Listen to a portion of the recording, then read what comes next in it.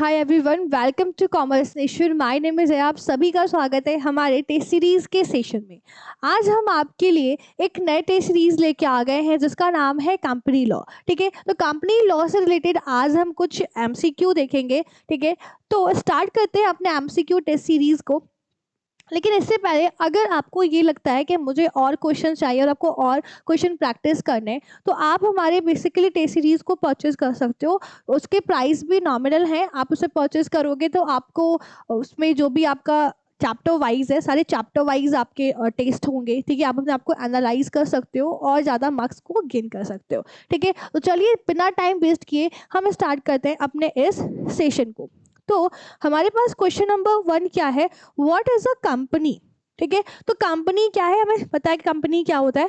तो group of a people, option A है, group of a people who are gather of a company purpose. ठीक है, या legal entity from the individual to a conduct business, या and informal association individual sharing interest, या government organisations overseeing business. तो basically हम जानते हैं कि हम कॉमन पर्पस के लिए गैदर नहीं होते। हाँ, legal entity and individual conduct business is the correct option, option B. ठीक है, question number 2, which of the following is the characteristics of a public company. तो public company, option A, limited liability for share holder, limited number of shareholder, shares are not public traded, या shares are freely transferable। The correct option, option C, sorry D।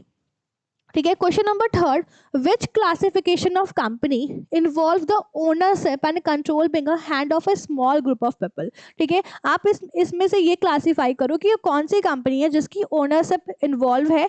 ठीक है, और वो क्या करता है, control, खुद से कंट्रोल करता है और स्मॉल ग्रुप ऑफ पीपल है। ठीक है, तो पब्लिक कंपनी नहीं हो सकता। ठीक है, private company is your correct answer. ठीक है, question number 4, what is the process by which company become a separate legal entity from its owner। ठीक है, separate legal entity कौन सा है इसमें, incorporations, privatisations, nationalisation, partnership is a not. ठीक, is a correct option incorporation, because a separate legal entity हमारी किस में होती है, कंपनी में होती है। ठीक है, एक्सप्लेनेशन आपके सामने है। Incorporation is a process by which a company register under the law and again a distinct legal entity and separate from its owner. Question number 5, which type of company provided limited liability to the share holder. कौन सी company है जो limited liability देती है, sole proprietor, partnership, private company या joint stock company. तो correct option is a joint stock company. ठीक है, क्वेश्चन नंबर 6, विच डॉक्यूमेंट आउटलाइंस अ कंपनी पर्पस। ठीक है, आप जानते हो कौन सी ऐसी डॉक्यूमेंट है जो आउटलाइंस है फॉर द कंपनी के पर्पस की, कंपनी के स्ट्रक्चर की। तो हमारे पास एक ऐसा डॉक्यूमेंट होता है जिसका नाम है एमओए। ठीक है, बेसिकली 2 डॉक्यूमेंट होते हैं, as a firstly MOA and second होता है एओए।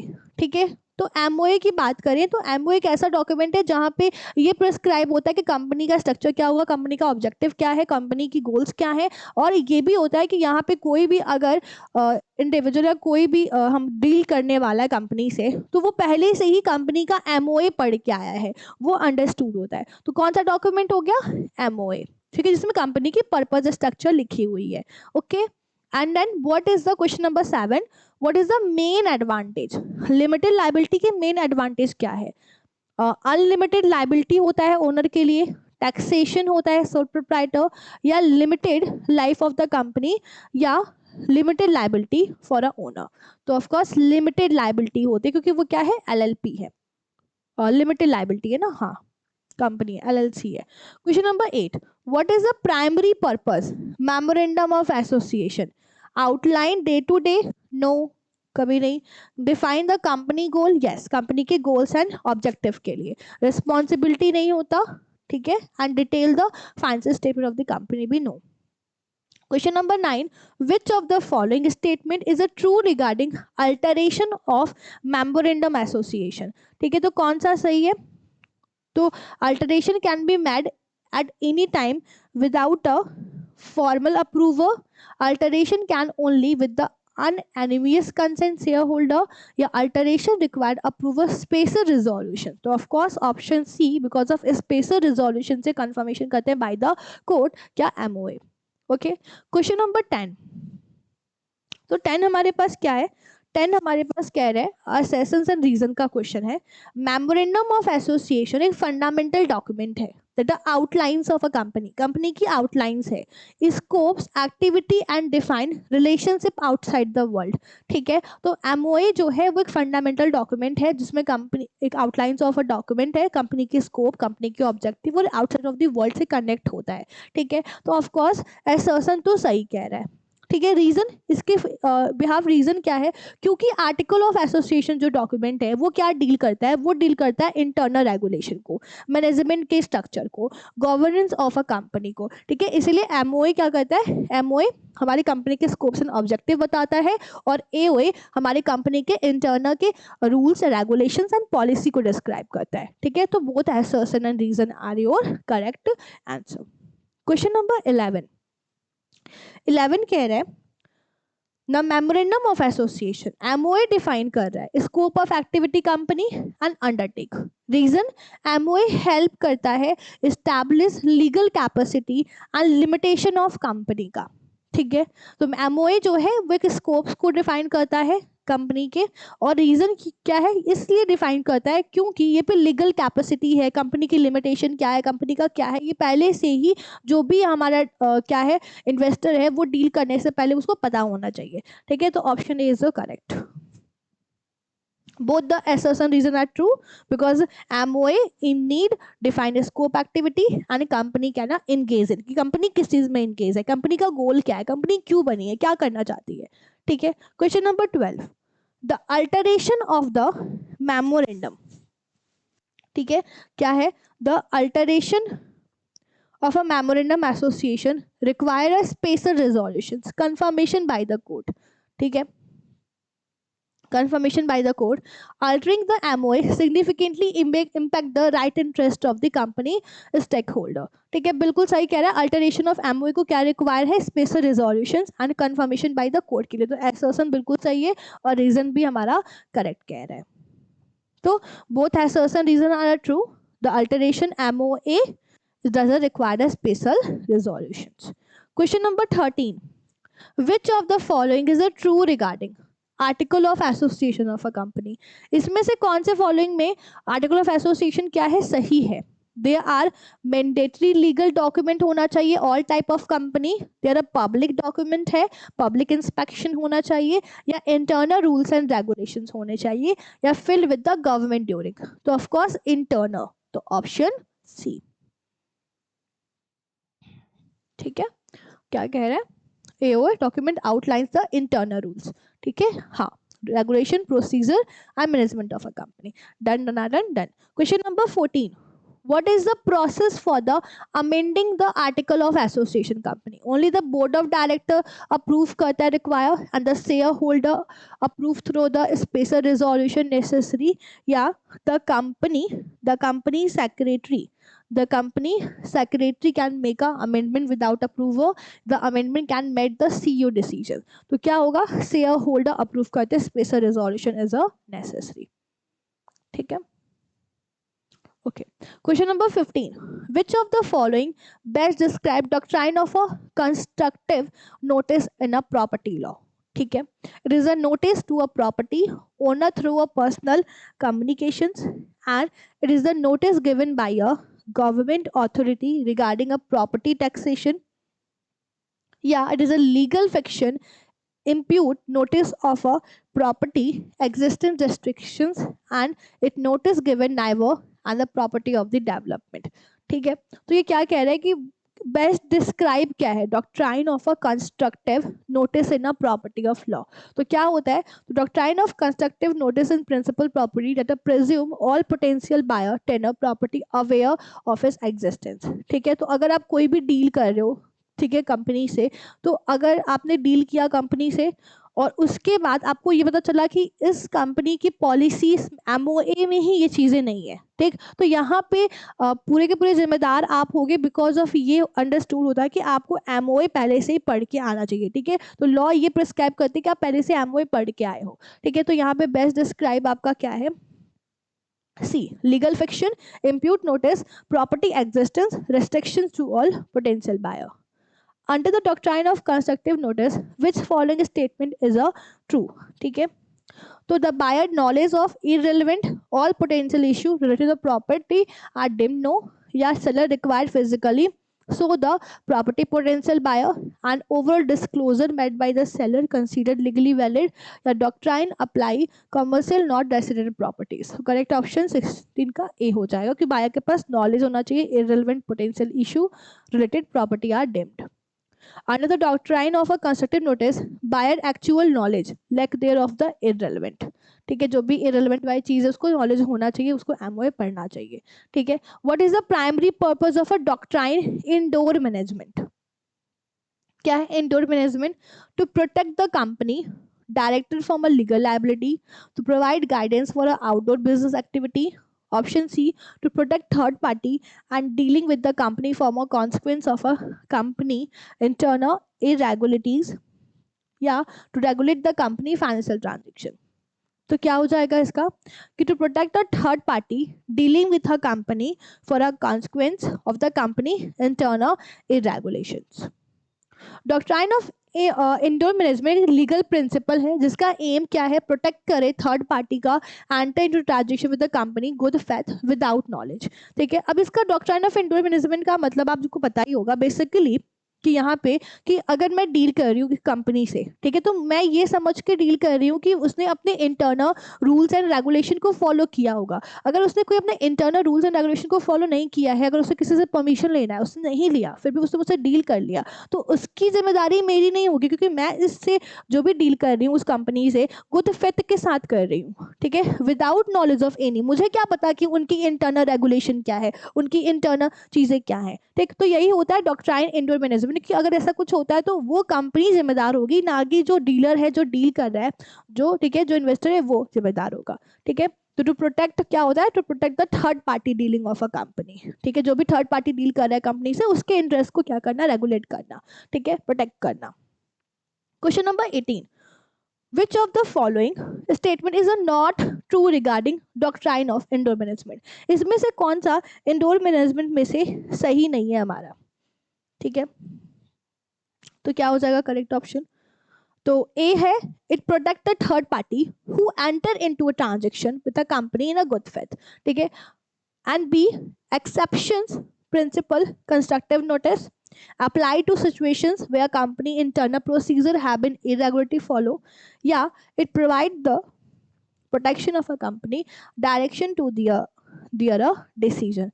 ठीक है, तो कौन सा इस स्टेटमेंट में ट्रू नहीं है? तो थर्ड पार्टी के इंटरेस्ट को प्रोटेक्ट करना ट्रांजैक्शन, ये तो सही है. एक्सेप्शंस है कंस्ट्रक्टिव नोटिस, ये भी सही है. Apply situation company internal procedure बिना इरेगुलर फॉलो. ठीक, legal protection of a company director their और डिसीजंस. ठीक है, तो हमारा करेक्ट ऑप्शन डी हो जाएगा. ठीक है, ये हमारा सही नहीं है. ठीक है, correct option is a D. Explanation देखते हैं. Doctrine indoor management primary focus करता है थर्ड पार्टी के प्रोटेक्टिंग द थर्ड पार्टी जो इंगेज है हमारे साथ कंपनी के साथ ट्रांजेक्शंस के लिए.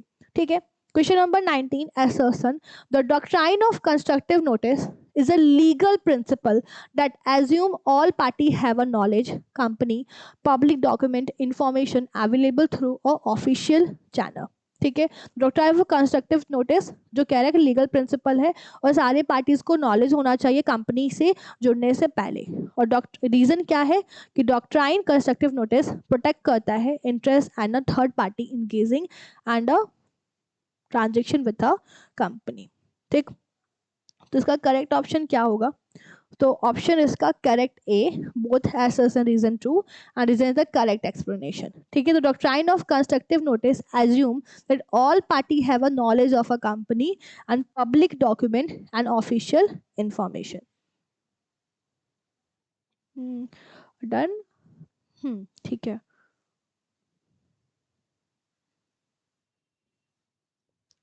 Question number 20, incorporation is the legal process. ठीक है, इनकॉर्पोरेशन क्या है? एक लीगल प्रोसेस है through with a company become a separate legal entity distance from an owner. ठीक है। तो इनकॉर्पोरेशन एक लीगल प्रोसेस है which a company become a separate legal entity होती है distinct from a owner. Reason क्या है कि classification of companies are solely based on the size of their operation and the number of a share holder. They have both assertion reason are true, the reason is a correct explanation, या both assertion reason are a true but reason are not correct explanation, या option C assertion is a true reason is a false and assertion is a false but reason is a true। तो correct option क्या होगा? तो हमें यहाँ पे जहाँ तक देखने को मिल रहा है कि इनकॉर्पोरेशन एक लीगल प्रोसेस है, ऑफ कोर्स लीगल प्रोसेस है, सेपरेट लीगल एंटिटी है, ये हमने देखा है, तो असर्शन तो सही है। लेकिन रीजन कह रहा है कि क्लासिफिकेशन ऑफ कंपनी जो है सोली किस पे बेस है? साइज ऑफ ऑपरेशन, ठीक है, and the number of share holder. तो क्लासिफिकेशन ऑफ कंपनी हमने बस यहाँ तक नहीं देखा, तो रीजन हमारा क्या हो जाएगा? गलत हो जाएगा। तो correct option is the C. ठीक है, एक्सप्लेनेशन देखो आप, तो असर्शन इज द करेक्ट है। Incorporation legal process through a company जो है become a separate legal entity है। ठीक है, तो not a accurate, reason is a not a entirely accurate. Question number 21, when a master company commences a business after receiving a certification of incorporation, कब मिल जाता है? within a 6 month from a date of incorporation, 1 year date of incorporation, 3 year date of incorporation, there is no specific limit of the commencing business after receiving certificate of the incorporation, is your correct option is a 6 month। ठीक है, question number 22, which is the maximum term length appointment of a director public company is a most reduction? 2 years, 3 years, 5 years, 7 years?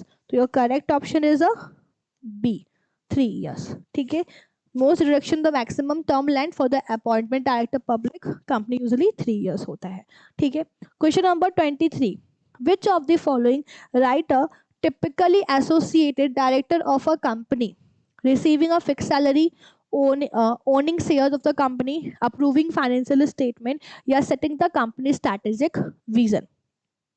तो क्या कह रहा है कि इसमें से ये बताइए कि associated, typically associated with the director of a company, ठीक है, कौन सा राइट है? तो receiving of a fix salary होना, ठीक है, या ओनिंग या अप्रूविंग? तो अप्रूविंग द फाइनेंशियल स्टेटमेंट। तो एक्सप्लेनेशन देखो, director typically have the right review approve the financial statement. क्या अप्रूव करता है? फाइनेंशियल स्टेटमेंट इंश्योर करता है, ट्रांसपेरेंसी को रखता है और कॉम्प्लायंस एंड एक्यूरेट रिपोर्टिंग करता है फाइनेंशियल परफॉर्मेंस में। Question number 24, assertion and reason है। क्या कह रहा है? A company can commence a business activity, ठीक है, immediately after receiving the certificate of incorporation from the registrar of a company, reason, the certificate of incorporation signifies that the company has a fulfill legal requirement unauthorized start of operation। ठीक है, तो यहाँ पे हमारा assertion भी सही है, reason भी सही है। कंपनी कमेंस करती है business activity immediately after receiving the certificate, तो बिल्कुल असर्शन तो सही है। लेकिन reason, certificate of incorporation signifies that have a company fulfil legal requirement, नहीं। तो यहाँ पे असर्शन भी सही कह रहा है, रीजन भी, लेकिन करेक्ट एक्सप्लेनेशन नहीं है असर्शन का। ठीक है, क्योंकि वो काम की बात कर रहा है, वो ये कह रहा है कि लीगल रिक्वायरमेंट ही कंप्लीट हो गई, authority authorise start as operation. ठीक है, क्वेश्चन नंबर 25 क्या कह रहे हैं? 24 done. 25, director of a company have authority borrow money behalf of the company. Yes, assertion तो बिल्कुल सही है, डायरेक्टर के पास क्या है? ऑथोरिटी होती है कि वो क्या कर सकता है? बिहाफ ऑफ कंपनी बोरो कर सकता है, तो असर्शन तो सही है। Borrowing money is a considered inherent part है managerial right and obligations that are between a company and operations. ठीक है, बोरोइंग क्या है? इनहेरेंट पार्ट ऑफ है, लेकिन managerial right and obligations director between a company operations. तो यहाँ पे जो असर्शन है रीजन है, असर्शन तो बिल्कुल सही है, रीजन भी सही है, लेकिन रीजन उसका करेक्ट एक्सप्लेनेशन नहीं दे रहा जो असर्शन कह रहा है। ठीक है, तो इसीलिए both assertion reason are true but reason is not a correct explanation. ठीक है, एक्सप्लेनेशन देख लो, while director do have the authority borrow money behalf the company, reason कह रहा है provided does not entirely capture the complexity of the situation। ठीक है, यहाँ पे उसने does not, यहाँ पे capture, उसने complexity of the situation को capture नहीं किया। ठीक है, ठीक है, तो आज के सेशन में बस इतना ही। अब हम आने वाले सेशन में और मोर क्वेश्चन को प्रैक्टिस करेंगे। आई होप आपको ये समझ में आया होगा। अगर आपको कोई डाउट या क्वेरी होती है किसी पर्टिकुलर क्वेश्चन में कि मुझे ये वाला पॉइंट स्पेसिफिक नहीं समझ आया, तो आप मुझे क्या कर सकते हैं, कमेंट सेक्शन में कमेंट कर सकते हैं। मैं नेक्स्ट सेशन में आपका ये डाउट बिल्कुल क्लियर कर दूंगी। ठीक है, तो चलिए ठीक है, आज के सेशन में इतना ही। अगर आपको सेशन पसंद आ रहा है तो प्लीज़ लाइक एंड सब्सक्राइब। अगर आपको और मोर क्वेश्चन चाहिए तो प्लीज़ कमेंट करिएगा कि मुझे और क्वेश्चन चाहिए ऐसे। ठीक है, तो चलिए तब तक के लिए पढ़ते रहो, हंसते रहो, और अगर आपको और क्वेश्चन प्रैक्टिस करने तो टेस्ट सीरीज हमारे परचेज कर सकते हैं। Take care, bye bye.